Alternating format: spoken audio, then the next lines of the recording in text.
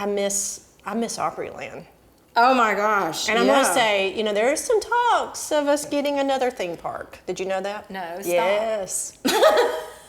Oh yeah. So that's what I'm going to talk about. Like, I want it to happen. I want it to, because to me, my child, well, we'll talk about it whenever we're, yeah. So when we start pouring, that's already going to be off. The happy side. now we're the wee girls. We're not, we ain't got, like Ric Flair people ain't got nothing on us.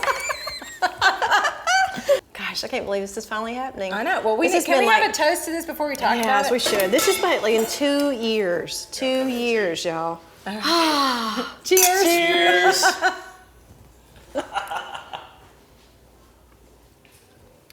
Wow. I know. Isn't that good? Yeah, that's really good. It's really good. Wait, we have to tell who we are, why we're here. We do. All right, Kimber, go for it. Welcome to Music City, Nashville, Tennessee. This is Day Drinking with Kimber and Amy. Yeah.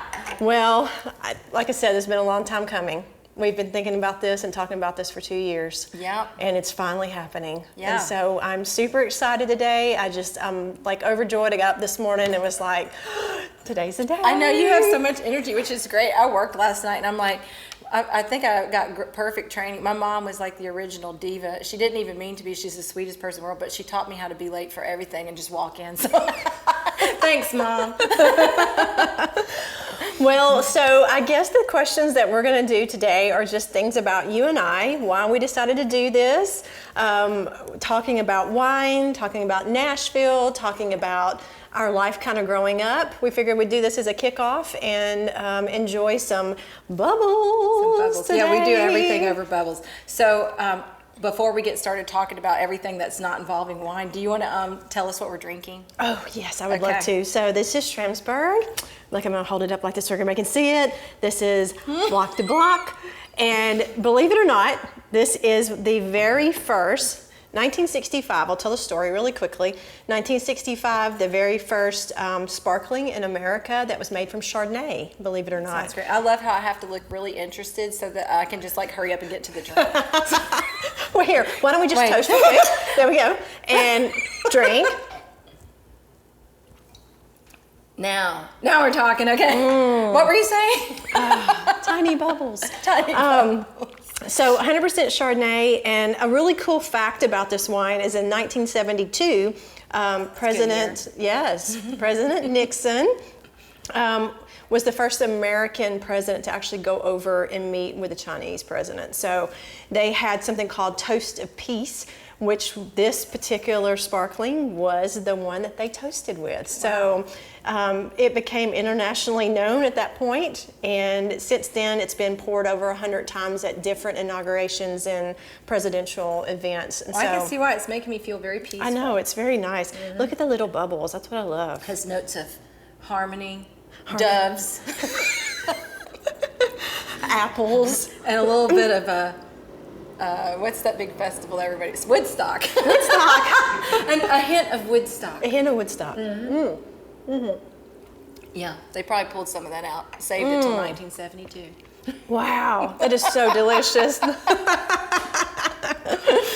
Well, I will say this is one of my very favorite sparklings that we have, and this property is absolutely beautiful. Everything's underground caves that they have that hold their wine and their sparklings, and you can't get much better than this from California. So well, I think we're going to have to bring this in. What is the general price point on this guy? It's somewhere in the 30s, 40s. You can get this and enjoy it. And most people they'll buy these for weddings, for graduations, get-togethers like right now. Like right now, celebrations. Or you know what? Just a podcast. Sunday morning brunch without the orange juice. As opposed to Saturday morning brunch, which we just had to turn some customers away because we're doing a podcast, but don't worry, you can come back tomorrow. You can come back tomorrow. So, but yes, I'm super excited to be drinking this with you today and celebrating, since this was the very first sparkling made from Chardonnay and in California, and this is our very first podcast. And we were both made in 1972, so that's perfect. Here's to 72. Here's to 72. Actually, I was 70, but we won't tell anybody. I meant me and the wine. Oh my goodness. All right, so let's go on to some questions. I have some questions for you since we're going to get everybody that's out there introduced to both of us and our lives and kind of what we do and why we decided to do this podcast. So I'll kind of kick off with you with Wine Down Nashville. That's where we're here right now. So tell me about that. So my husband John and I are both in the music business. I've always been the one to sit back, book people, watch the show go down, and celebrate with a glass of wine, and then go count the money, which that's my personal favorite. All the ones. It gets really tedious. Really tedious. I'm a piano player, self-taught, and my mom was a songwriter. So basically, I've grown up in and around the music business my entire life. Awesome. And my mom, I always like to tell her story because it's really fun. And, people I look up to, I know you're going to ask me that question at some point. I was just going to tell you, really, it was my own family, because we come from a long line of pioneers in a way of women, including my dad's mother, who, this is not music related, but she actually rode in a covered wagon to Nashville at age 16 and went to school at Peabody College for teachers at Vanderbilt. Was one of the first women. I think she was in the first group of women that graduated there. And then my mom was really young. She got married at 14. Yeah, Mom, I just told on you. Y'all don't do that at home. Do not do that. Hey, don't do this at home. Don't do that at home. But back then, it was a lot of people got married very young. Well, she got suspended from school along with my dad. So whoops. They got suspended.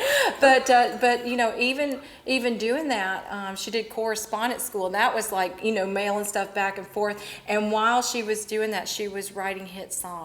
Wow. So she was not trained. She just was really good at writing, and she actually has a lot of her songs cut. She was right in there in the 60s and 70s, a long time when Dolly and Tammy Wynette, Sammy Smith, and all that, she was getting her songs cut. That's amazing. So, with all of us kids running around under her feet, I don't know how she did that. So I looked up to, and then also my sister was the very first drummer in the entire Nashville area. That is amazing. Yeah, to play for any schools, because schools would only let boys do that. Wow. So she did that. So I guess I had a lot of people I looked up to, and they were all just in my own family. That's amazing. Because they just cut a new path. And that was what I wanted to do in my life. And I think I've done it. Yes, you definitely have. I'm still working on it. But, I found out real quick that being in the business part, there weren't a lot of women doing booking and talent buying and, that sort of thing. So even some producing. But I'm noticing that is starting to change in a big way. So, absolutely. Yes. So that's cool too. So was your mom like one of the very first, like when she was writing songs? I'm sure back then there was a lot of just, men that wrote songs. So she had to be one of the very first ones that were actually writing songs. Absolutely. And so did she win like anything?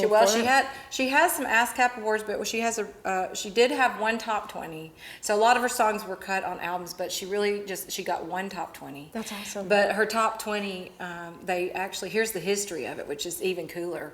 The artist sang her song. It was Bob Yarbrough, "You're Just More a Woman," and he actually sang it at the Ryman Auditorium on the very last night that it hosted the Grand Ole Opry before it closed down and they moved to the new Opry House over here off of Briley Parkway. Wow. So that was like kind of a fun thing to tell. Sure. Neat legacy. Yes. And I have a picture of Mom. Actually, the national president of ASCAP came in to celebrate her top 20 hit, and the coolest picture, maybe John can show it when he's doing the video, but like her getting fed cake by the national president, and they came here to open up the Nashville chapter of ASCAP. Wow. See, it right there is the reason why we love Nashville, just because the history of Nashville and music. Yep. That's what starts everything, is that people getting their foot in the door. I know a lot of people come here to Nashville because they want to be a musician or they love to write songs, and I think it's really important that you do go for your dream and try to make it happen. Yeah. Because if you don't, it's kind of like playing the lottery. If you don't play, you're not going to win. So if you come to Nashville and you want to write songs and write music, and it doesn't matter if it's country, gospel, rock and roll, I mean, everything is here. We were known a long time ago just for our country music, but oh my goodness, like I see so many like rockers from the 80s that are here Are you now. talking about John like that? John! You're talking about my husband behind our cameraman. Okay, insert big hair picture here. Yes. John? And maybe the picture with the sock, but I don't think it's a sock. I don't know. Was it a sock? I don't know. What was it? We have to bring in our cameraman here in a few minutes to talk just a second. I know. Because I mean, he's got some amazing stories. We'll have to get him to circle yes or no on the sock. We should. Yes, absolutely. Cheers to that. So, so I kind of married into it on top of everything else. Well, sometimes it's a good thing because you have a lot of things in common. We do. And you have a lot of the same likes and so my question real quickly, how did you meet the Mr. John Billings? Okay, so speaking of drummers, sister drummer, my sister drummer actually saw John. He was playing with Winona. So basically, I'll just give you his little history, but he has, I'll let him tell a little bit of it if we can get him to do that, but I'm sure we can twist his arm. But he was at LA doing the rock scene, and then he came here to Nashville and started working for Donna Summer almost right away, and went on tour with her for 17 years, honey? I think 17 years. And then who else? Rick Springfield. Oh. Rick Springfield, Mickey Dolenz, and the Monkees, and some country people like Shelley Wright, Yeah. Herndon, and then lots of one-offs with people. Right, and so, and some of the ones you told me were incredible. Like he's gotten to share the stage with Patti LaBelle. That's amazing. That one kind of blew me away. Winona. Oh my gosh. Yeah, Isn't can you that nuts? imagine? No. Well, you said Rick Springfield, and that was like my teenage crush. Like, oh gosh, that was like my very first concert that I ever seen. And What? I was down front, like about to have a heart attack when I was a teenager because I was just like so in love with Rick Springfield. Okay, one side note, then we'll get back to how I met John. But hey, Rick Springfield was also my first concert. No. Yeah. Where'd you see him? It was at it's not Bridgestone now. Municipal Auditorium? Yes, that's where I was at. Me too. Were we there the same year? What year was Who that? opened for him? Hang on. Trick I remember. question. Da-na-na. I just lost a Jeopardy game. Na-na-na. Oh. Who was it? Was it Till Tuesday? Yes. I was there. I was there. That is crazy. Oh my gosh. It was meant to be. It was meant to be. Yeah, I do. Okay. Okay, yes. All right. Well, so, and John actually surprised me one Valentine. Rick comes here and does a thing at the Wild Horse every year. So John decided to surprise me and take me as a Valentine gift just to go see him in concert, which was cool. And Even though you knew it was her like teenage crush? well, no, here's the better part. So I get to meet Rick, if Rick ever sees this. I'm sorry, Rick. So I was you know why I went to the first concert? Why? To see Amy Mann of Till Tuesday. I was such a little punk rocker, and I was she was so emo and all of that great stuff, and I was like, I was like standing on my little fold-out chair with my lighter trying to keep my balance. I can't believe we were there at the same time. Yeah, we were there. Okay, that is just insane. Yeah. That is crazy. Yeah. People in the South, we do not get offended by that. I know. And I'm okay with, I have a lot of friends that are moving in from LA and New York, and I love them all. The only thing I have to tell you guys is there is no honking in Nashville. No. If you honk at cars, we know who you are. Absolutely. You don't live here. You're not from here. You're not from here. It doesn't matter if you get behind somebody that's really old or somebody that's going slow. Yeah. It doesn't matter. You just patiently wait Yeah, you have patience. until the lanes open up and you can pass. And if you don't, we know that you're not from here. That's right. That is your secret. Give it. So now that we've let you know how we know you. Right, exactly. So being from Nashville, Yeah. both of us, what is your favorite thing about Nashville? Like what is the one thing that you love so much about Nashville? Okay. Yeah. because John and I have, because we both had this same love of music, and we both know a lot of people in the industry and that kind of thing. We decided we wanted a venue, and we know that everybody basically that comes to any venue wants good alcohol. I mean, especially the band. You should see some of these damn writers. Which you're out, by the way. Hello. I know. I don't know what's up with that. Thank you for the refill. So we decided that we would look around. I mean, at first we were looking at places to like have a studio. Yeah. We were looking around for that. And the real estate in Nashville was just going out the roof. And so we ended up here in Donaldson to live, and as we were going around, there was at the time one cool place, Homegrown Taproom. So shout out to Jennifer and Robin, because Homegrown Taproom is the coolest spot, and it was pretty much that and Darfon's were the only two really cool spots when we moved here. So we wanted to bring something neat to the community, and we wanted it to be a Nashville experience. And in saying that, Lipman Brothers, having all of their products here exclusively, made it also part of the Nashville experience. And I want you to tell us about Lipman Brothers and how they got created and why they're important in Nashville and that sort of thing. So 1939, Lipman Brothers started. So they basically was the very first distributor. So you've got Prohibition and you have things going on. So here in Nashville, they were number one. So they were distributor number one, which I love because I have my hat that's got number one on it, so I'm always like loving that. But it's a fabulous place to live, and it's a fabulous place to be working. And I love Nashville. I've lived here my entire life, and I've worked for Lipman Brothers for about 4.5 years now, and I just really enjoy being a part of such a great team, and the people there are so wonderful, and we're just growing, and we get more and more different spirits and wines and things that are coming into Nashville and to Middle Tennessee. So Lipman Brothers is a fabulous company to work for. So they were the first, but they're also the biggest. They are the biggest in Nashville. Yes, they're biggest in Middle Tennessee. We have probably about 300, I think, or so employees. I still don't know everybody. I just know faces. I don't know everybody's names, but my team that I work with, it's all ladies, which is great, but we have our fearless leader, Tom. Because women know alcohol. We do know alcohol. Yes, we do. And it's just fun. It's a fun atmosphere. I was in dentistry before for 23 years, and I did some little moonlighting with a company and learned about wine. And I'd followed wine for about 30 years, and then decided, you know what, I'm gonna make the leap.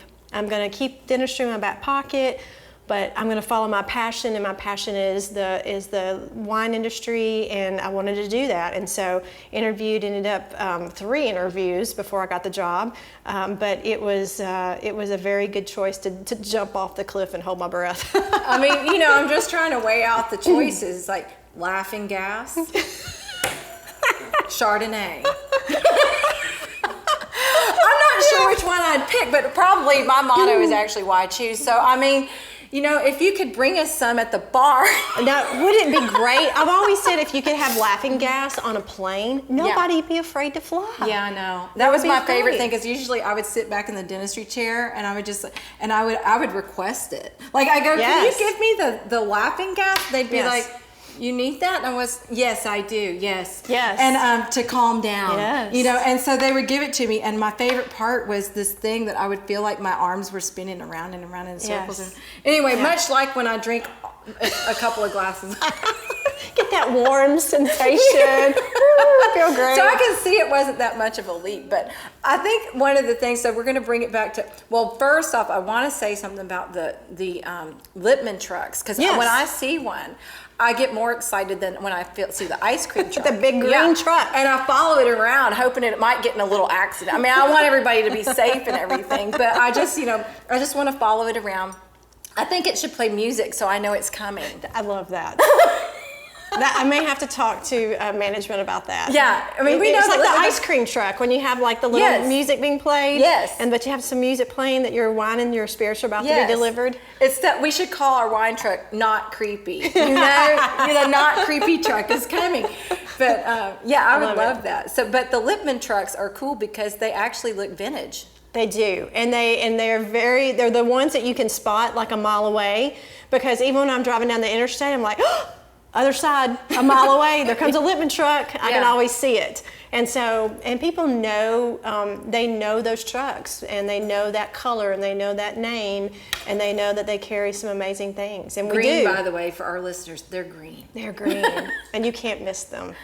So, unless they're parked beside a bunch of green trees. Yeah. Right. But okay, so tell me what you did in the dentistry business, because I want to bring it back to a story you told me before, which absolutely cracks me up. So I was a registered dental assistant, and did that for 23 years. And so basically just finished up procedures that the doctor would start. There were some amazing people, though, that I have to say, living in Nashville, you get to work on a lot of really fun people. Some people that we'd slide through the back doors. They'd come in for their cleanings, or if they needed some, So you don't work just done. meet celebrities, you meet their teeth. You meet their teeth. You know everything about them. So I would say, just some amazing people I've been able to work with over the years. Probably one of my favorites to work with was Dolly. I love Dolly Parton. She's just amazing. The way you see her on TV, the way you see her on radio or hear her on radio, that is her. She is the most genuine person I've ever met, and she's a lot of fun. She's a lot of fun, especially in the dental chair. Oh my gosh! And so, so you had to do what to people? Like you had to cover them up and make sure that they're, especially with her. I mean, you had to make sure her lipstick didn't get everywhere. Hey, and I'm not knocking that because I don't go anywhere without mine. I think I have some in my pocket right now. It's funny because with her, I mean, it's like you bib somebody, and it's like, do I double bib? Did you Maybe? double bib?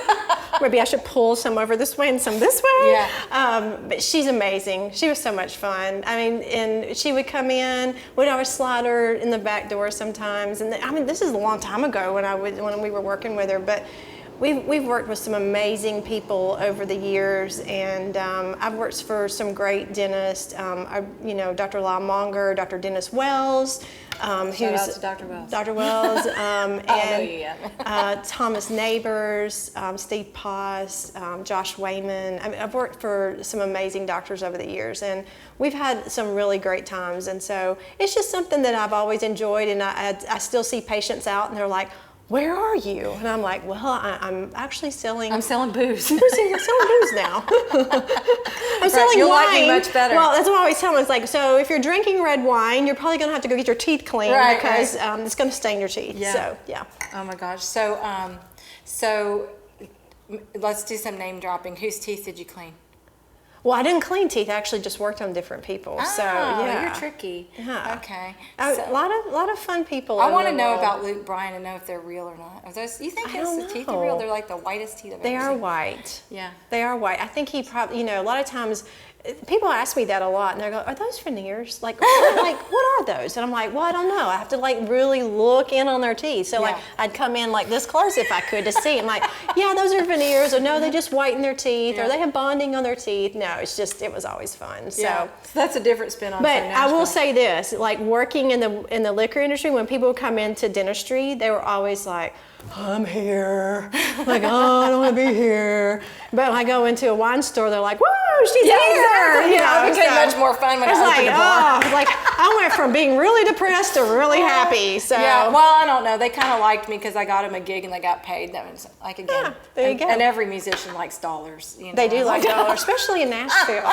So in Nashville, what's your favorite thing about Nashville? What does Nashville mean to you?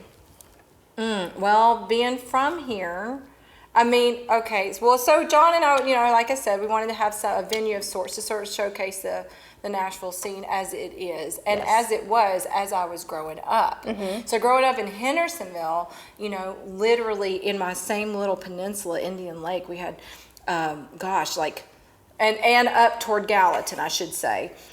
we had, Johnny Cash, Roy Orbison, Conway Twitty, every Opry star on the planet, every touring musician on the planet, all four Mandrell sisters, all the Oak Ridge Boys. I mean, do you ever just like put skates on and like skate down the road just to say? No, but I spent the night at their homes because their kids were my age. So I really didn't know that they were such a big, like I'd see them on TV or something, but I didn't really understand how weird that was until I grew up. Sure. I really didn't, because it was just a way of life. And so I started noticing that down on Broadway, that all these bars are popping up and all these celebrities are getting probably royalties or something for having their names on the bar. And now there's the beer pedal taverns, not knocking it, not trying it, but at the same time. Or when you get behind them and you're like, I'm in a hurry, pedal faster. Right, yeah. But what we noticed was that, the authenticity of why people used to come here, Yes. is kind of getting diluted. And so, not that it's not fun, I know it's fun, but we wanted to also have the same experience. Like, you might be sitting here and like a guy like Roy Agee that played for Prince might be sitting in the room. Right. A guy like John Billings who plays the bass for the Monkees might just be behind the camera. And we never know who's going to pop in here, but we wanted a place where the locals could come, Yes. the music industry people could come, and we're just all friends having a drink. Cheers. I will double cheers to that.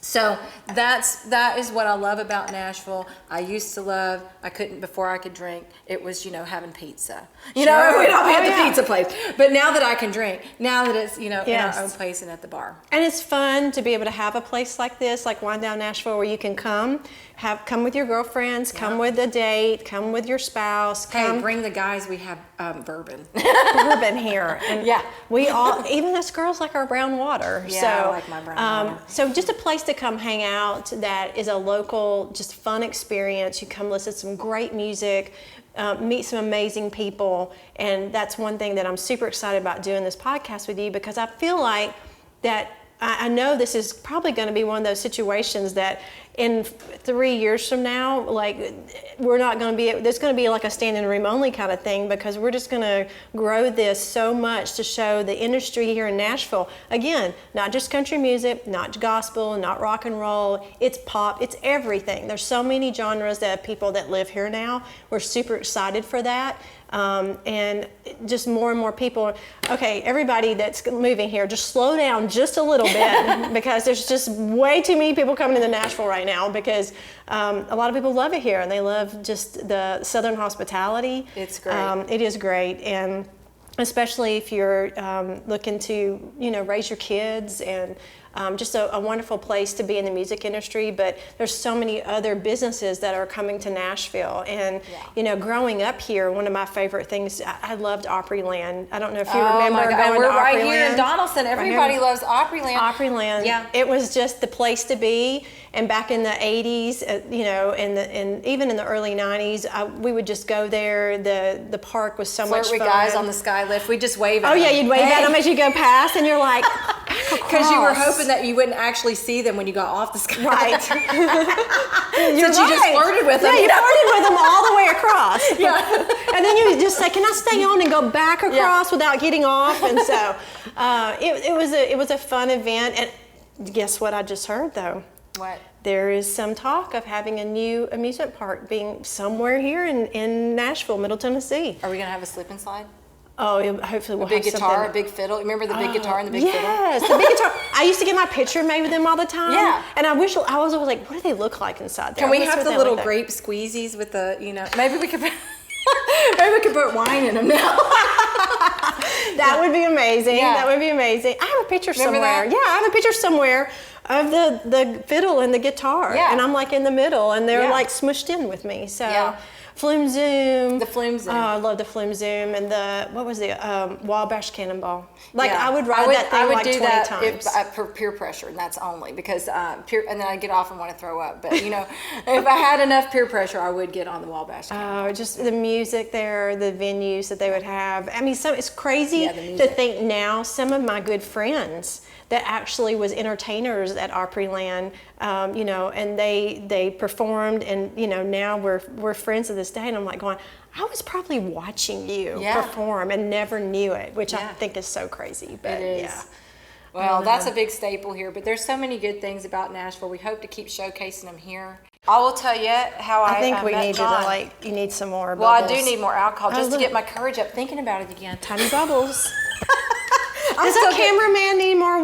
Do you need sparkling for We this? have a special guest in the house. He definitely needs a warm up. I Yeah, think somebody he needs a over there warm-up. needs a warm up. He needs a warm up.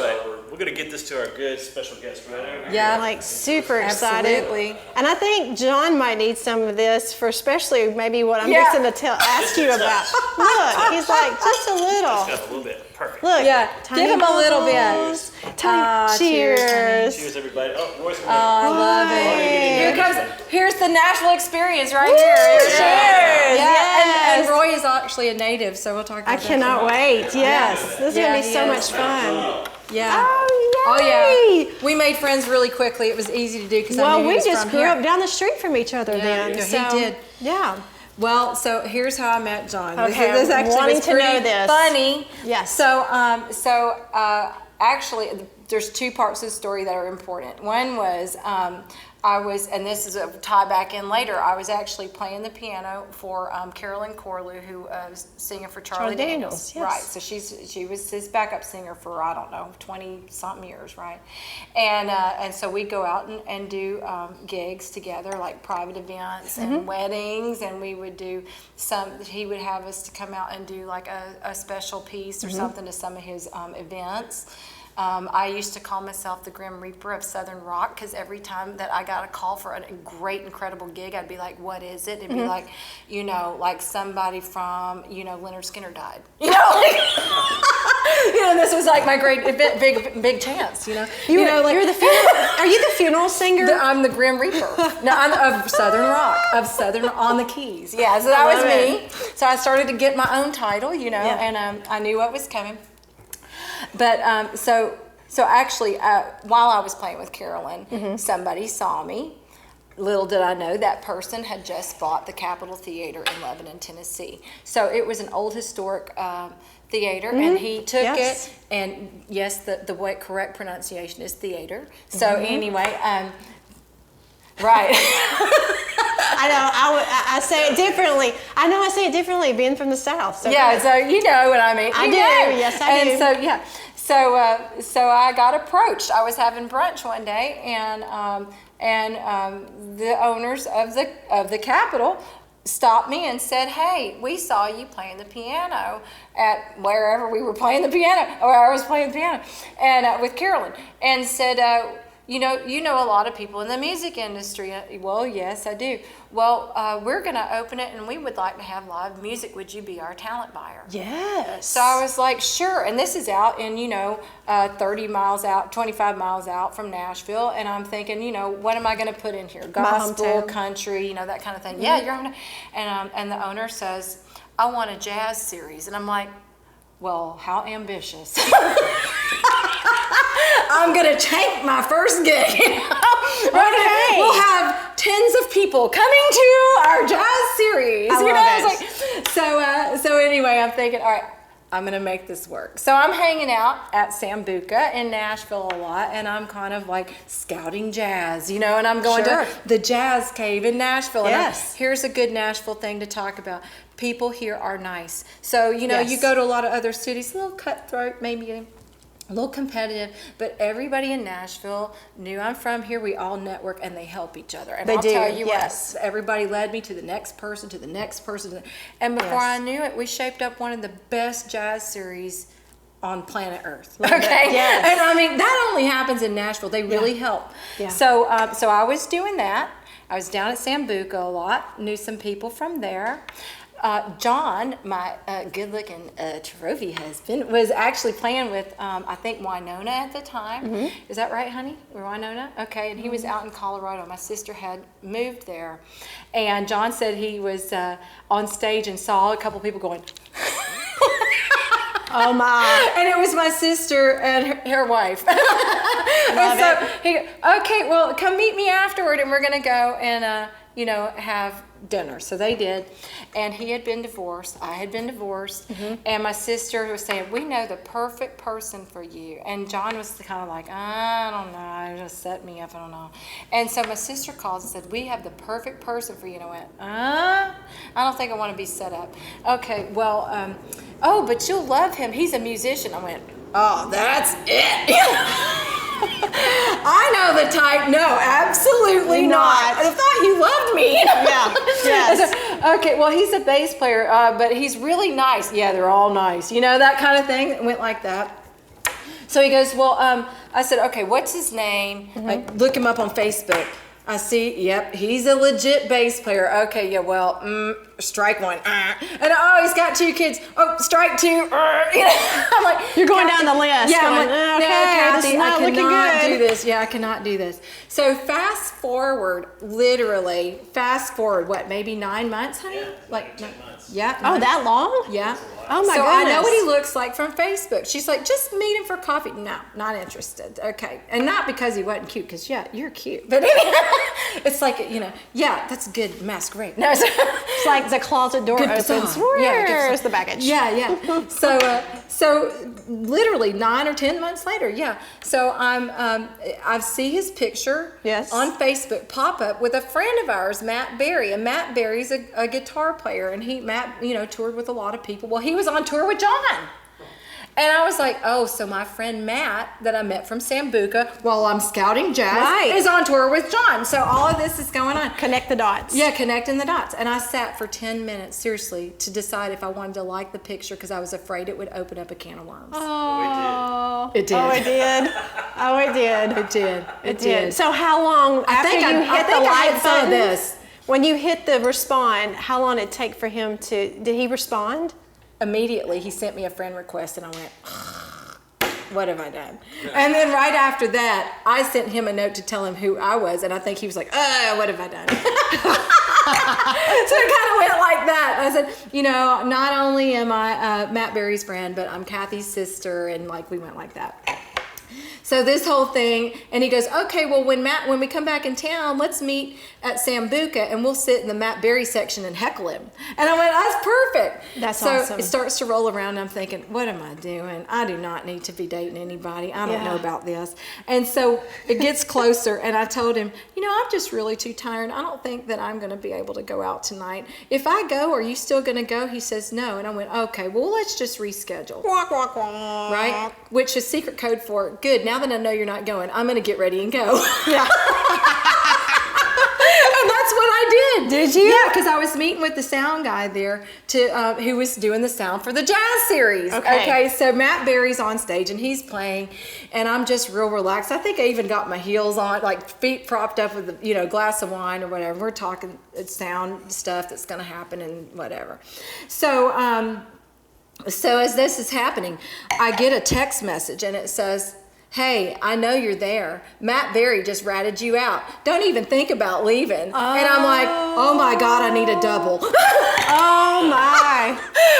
Whose friend exactly are you? Yeah, exactly, right. And so literally, here he comes. And I mean, you've met John, and he has got on his cute little rock and roll shirt, and he throws on his jacket, and he's got the biggest smiley face.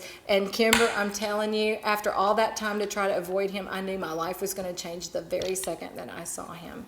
That is true.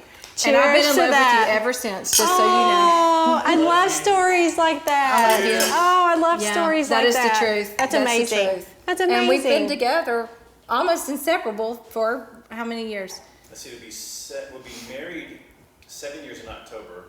6 years in October. Yeah, 6 years. It feels like we've been. Well, one of our friends that's a therapist said for your marriage times however many kids you have is really how long that you've spiritually been together, because we have blended our families and they've all been so incredible with us, and It's our wonderful. kids have always been so happy for it. It's like it was just supposed to happen. That's amazing. That's true. Wow, I love stories like that. Yeah. You know, and it's crazy too that you all had the same connections of We did. friends, especially with the theater. Yeah, we did. That you. So, all right, I have to back up then. What happened, like with the jazz series? Like, what happened there? Oh, well, it was a big hit. John didn't come to that. But no, he actually did. You did come. You did. You came to you did come to Jamie and Leaf Shire. Jamie Paul and Leaf Shire's performance. That's yes, awesome. You did. Wrapped cables at the end of the night with my soon bride. Yeah, he told me that he fell in love with me when I started wrapping cables. Of course, love it. now that he knows that I was just really helping by like straightening them out and not wrapping them, then he's actually the professional wrapper. But yeah. But so that's how that all went down. And honestly, we've been friends and business partners and everything else since then. But So you and I grew up in the same hometown then. no, I grew Kinda, up in sorta. Hendersonville, Well, you but I grew up in lived in Nashville. Wilson County for about 18 years. Isn't that amazing that Yes. our paths never crossed? Your family's kind of famous there. I mean, I have some family that's, it's weird because my uncle, he was in the music industry a little bit. He sang on some different, he had some records, and then my uncle was the sheriff there for a long time. A very famous sheriff, Yeah. Terry Ash. Yes, Terry Ash is my uncle, Yes. and my dad's brother. I had another uncle who was like the trustee. So it's a wonder I never went into politics because I always had like this. So wonder you had a boyfriend. It's a wonder I had, yes, absolutely. Not because you're not gorgeous, because they're afraid to be shot. Well, I always was. My uncle always say, if I could never get into trouble. And one time I got into a little trouble, and I remember him telling me. He said, "You have two choices, A and B." And I said, "Okay." And A is, he goes, "Hang with some different people." I said, "Okay." And B, it's A. I went, okay. That's your only choice. All right. Okay, I guess that's the only choice That I have. straightened you out, didn't it? So I was like, I keep my nights clean. There was never like any crazy stuff going on, because he would know about it. I think everybody would know about it because it was such a small hometown back then. Of course, now it's such a huge town. It's like when I go back, just to see somebody that I know is exciting because there's so many people there now. And Mount Juliet's the same way. I mean, growing up, I went to Lebanon High School, and then Mount Juliet was our rivalry. Even though our house kind of is like on the border, because my neighbor went to Mount Juliet, and so always growing up there, it was always very interesting. So it's like, do you want to go to Mount Juliet High School or do you want to go to Lebanon High School? And so a lot of my friends went to Lebanon High School, so that's where I ended up going. But I grew up there. My mom still lives in the same little Leeville community where my grandparents lived and I lived, and so I have a very tight-knit family. I have 22 first cousins, which when we have family gatherings, they're huge. Yeah. We usually have to like rent out a place or have it on a farm with a big pond where we can all fish, since we all love to fish. So it was a lot of fun growing up in Lebanon. I enjoyed it very much. So then you got into the pageant circuit, and how did that start? So, growing up as a little girl, I like to dress up. And my mom put me in this little pageant called Tiny Tot, which I thought was so hilarious. And I think I maybe like made top 10 or something, I don't know. And then I was such a tomboy growing up. I mean, we grew up on a farm, and so I was always in shorts and a t-shirt, no shoes ever. Rode tractors, helped my granddaddy. Quit talking about Tennessee that way. Helped my granddaddy on the farm. That's the one thing I remember growing up the most is like shucking corn, breaking beans with my grandparents on the back porch. Hotter than Hades because back then we didn't even have air conditioning, and so you sit outside to kind of keep cool with the wind to blow. But when I became a teenager, I loved watching like Miss USA and Miss America. I always thought it was super cool, these girls, how they, just dressed up and looked so pretty. And I always liked to primp and pamper and like do fun stuff. And so I tried, when I was a teenager, and it was sad. It was just like, I didn't know what I was doing. I didn't know how to do makeup. So I just went out in my cute little Sunday church dress, no makeup on. I don't even think I probably brushed my hair, but went out and just, did the thing. But of course I didn't win, didn't make top 10, didn't do any of that. But it was like, I like that feeling. That's kind of fun to dress up and be out there. So when I went on when I was 18, there was a pageant in Wilson County called Miss Wilson County that went on to Miss Tennessee America. And I was like, you know what, I think I might give it a try. And so I, played around on the piano when I was younger, but, nothing that I could ever like compete with. But I did take classes at the Bill Wilkerson Hearing at Vanderbilt, so I knew sign language. So I was like, okay, so wonder what I should do. So I started playing around with some music, and I always loved Lee Greenwood's "God Bless USA." Like, it has always been one of my very favorite songs. And so I was like, I'm gonna do sign language to that song. And so that was my talent. My fingers in the walking. I mean, I had an American flag come up behind me in the background, like from my I was visualizing. Did you have fireworks? I didn't have any fireworks. I should have. Pyrotechnics. Yeah. So ended up winning Miss Wilson County. Ended up going to Miss Tennessee America. I did not win or place, but I had the best experience of my life. It was fantastic. Met one of my very dear best friends, Leah Hewlin, there. She actually went on to win Miss Tennessee America and Miss Tennessee USA. Oh, tell John, because she is also so Nashville. Tell John what she owns. Oh, Grumpy's Bell Bonds. She owns Grumpy's Bell Bonds. So the woman with the, equipment on the billboard. Yes. That is Leah. That's Leah. And she is like amazing. She's like the biggest heart of one of the only, But she will have you arrested so fast. Oh, yeah. If you get arrested, you probably should call her. She'll get you out. But she's going to give you a little bit of a loving lecture to make sure that you don't go down that path again. Right after you've been unhogtied. Because bless your heart. Bless your heart. You got in trouble. So I met her there, and then years passed. I decided to compete again.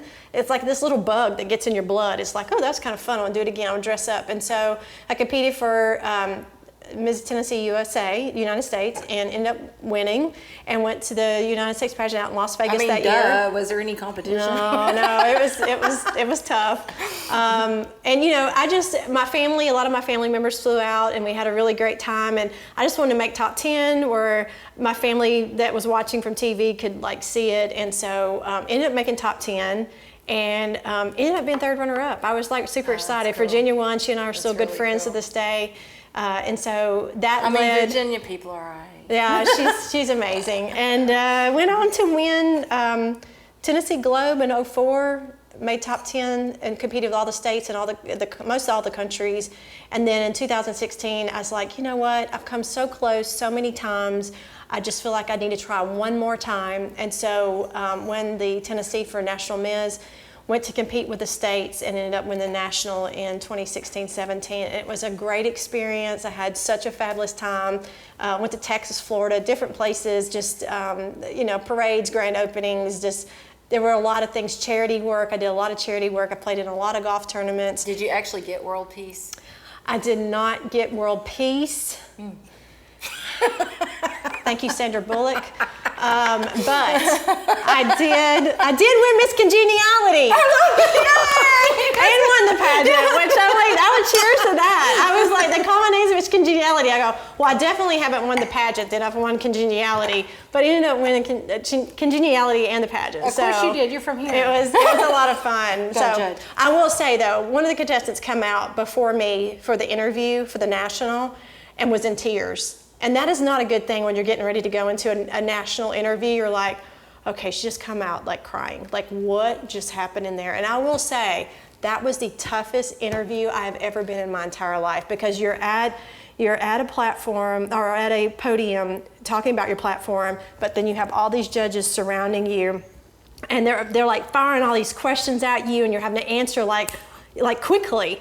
And some of those questions are really hard. Like, you don't have time to really think about them. Like, even when I was at the United States pageant, my top 5 question was, I said I'd never forget it.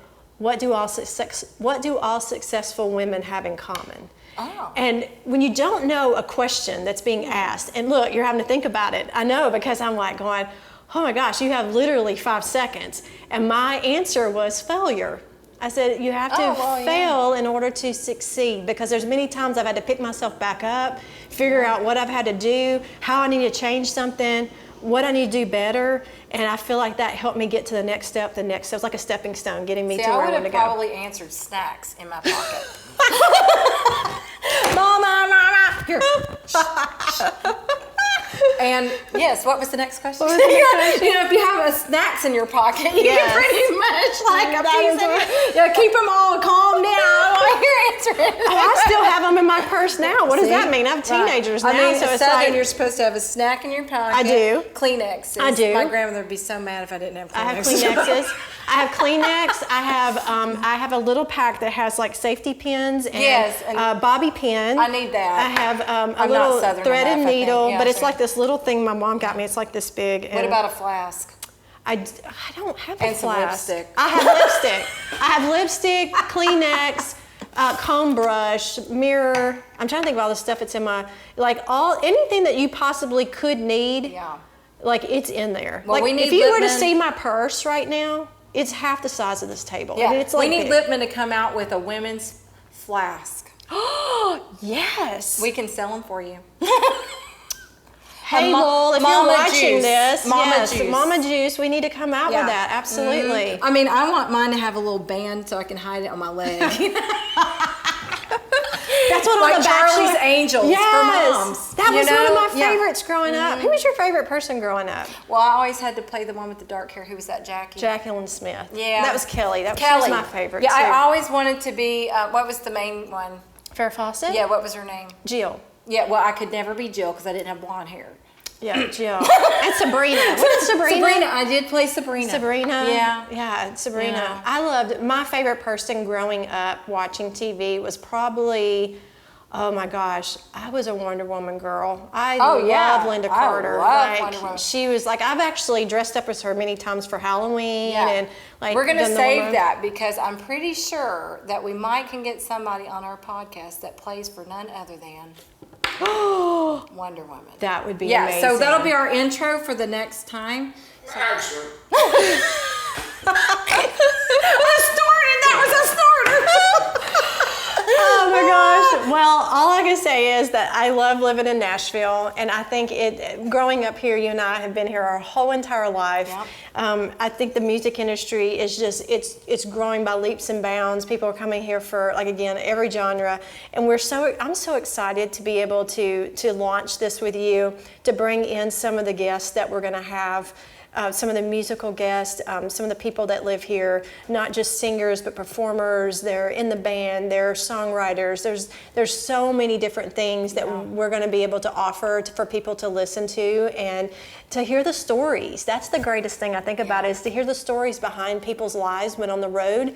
And being in Nashville, there's no other better place. There's no other better place. And we want to actually, feature all of this over some of the best wines and the best craft spirits from Lippman Brothers, since they are a Nashville staple. So I really appreciate Lippman Brothers for even considering to do this podcast with us, so that they're also being a staple of Nashville and letting us do our thing and showcase their product over great stories and entertainment. Absolutely. From the movers and shakers of this town. I love it. And in fact, we're having the Donaldson flyover right now. What do they call it? A Donaldson moment of silence, because we're right in the flight path. I by love the it. airport. And with that, I will say I celebrate you and I to do this together. Cheers to day drinking. Yay, day drinking.